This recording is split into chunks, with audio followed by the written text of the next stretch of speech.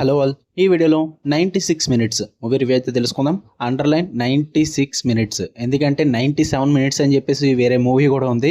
So అదనుకుంటారు, అది తెలుగు డబ్బింగ్లో కూడా ఉంటుంది. బట్ ఇది మాత్రం 1 వీక్ బ్యాక్ నెట్ఫ్లిక్స్లోకి వచ్చిన 96 మినిట్స్ థాయ్ మూవీ అనమాట. ఇంగ్లీష్ లాంగ్వేజ్లో ఉంటుంది, తెలుగు డబ్బింగ్ అయితే లేదు. మూవీ వచ్చి 1 వీక్ అయిపోయింది. నేను రివ్యూ పెట్టడానికి ఎంత లేట్ అయింది, బట్ తెలుగులో ఎవరు పెట్టలేదు కాబట్టి ఇంకా సర్లే అని చెప్పేసి నేనే చూసి పెడుతున్నా. మూవీ రన్ టైం వచ్చేసి 1 hour 57 మినిట్స్ అయితే ఉంటుంది. స్టోరీ ప్లాట్ విషయానికి వచ్చేస్తే మెయిన్ లీడ్ అయిన హీరో ఒక బాంబ్ ఎక్స్పర్ట్ అనమాట. తను అండ్ తన ఫియాన్సీ కలిపి ఒక ట్రైన్ అయితే బోర్డ్ చేస్తారు. బట్ ఆ ట్రైన్ మాత్రం కొన్ని ఎక్స్ప్లోజివ్స్ తో ప్యాక్ అయి ఉంటుంది. అదే బాంబ్ బ్లాస్ట్ కి రెడీగా ఉంటుంది అనమాట ఆ ట్రైన్.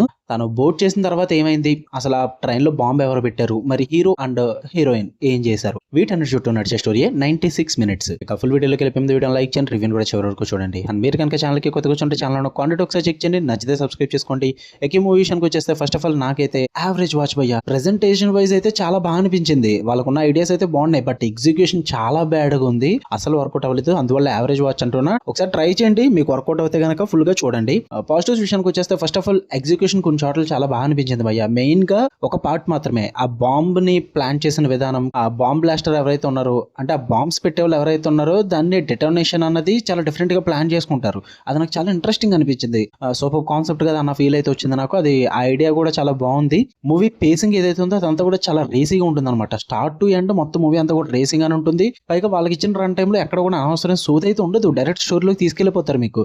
సో అది కొంచెం ప్లస్ పాయింట్ అనిపించింది నాకు. అండ్ ఎక్కడ కూడా అన్వాంటెడ్ సీన్స్, అన్వాంటెడ్ ల్యాక్ చేసే మూమెంట్స్ కూడా ఏమీ ఉండవు.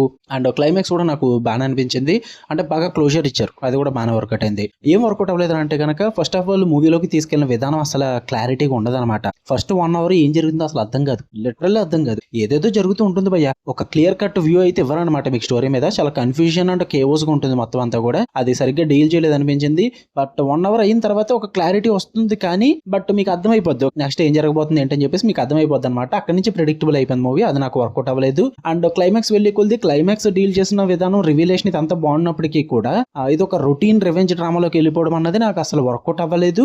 అంటే దీనికోసం బాంబ్ పెట్టిన వాళ్ళు ఎవరైతే ఉన్నారో వాళ్ళు ఎంత చేశారా అన్నది కూడా నాకు అంత నచ్చలేదు భయ్య. పైగా చేసిన పర్సన్ ఇదంతా ఎలా చేయగలిగాడు అంతా కూడా చూపించుంటే బాగుంది అనిపించింది. అది కూడా ఫుల్ ప్లెజర్ గా చూపించలేదు.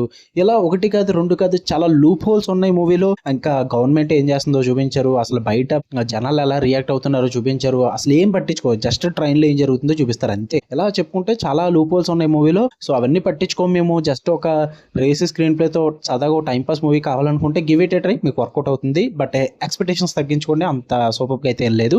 ఎందుకంటే బెస్ట్ మూవీస్ ఉన్నాయన్నమాట ఈ బాంబ్ బ్యాక్ డ్రాప్ లో జరిగిన మూవీస్ లో. So just average watch movie, time pass కి చూద్దాం అనుకుంటే చూడండి. మీకు వీడియోస్ లైక్ చేయండి, షేర్ చేయండి, మీ ఒపీనియన్స్ కూడా కామెంట్ చేయండి. మళ్ళీ నెక్స్ట్ వీడియో కలుద్దాం. Until then love you all, by.